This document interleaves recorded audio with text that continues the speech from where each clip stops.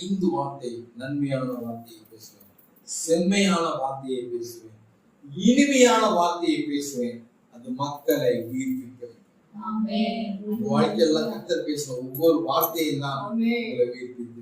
அதே போல கர்த்தர் உங்க மூலியமாவும் பேசுறேன், என் மூலியமா பேசுங்க ஆண்டவரே. மோசே சொல்லுவாரு, ஆண்டவர் சொல்லுவாரு, இனி நான் இந்த ஜனத்தோட வரமாட்டேன்றார். என் சமூகம் உங்களுக்கு கூட இருக்காது.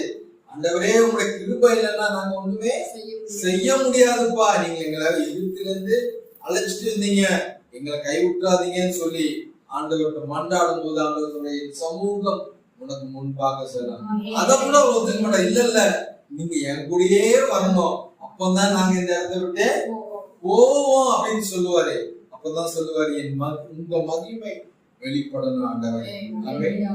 ஒவ்வொருத்தரோட வாழ்க்கையிலும் தேவ மகிமை வெளிப்பட வேண்டும்.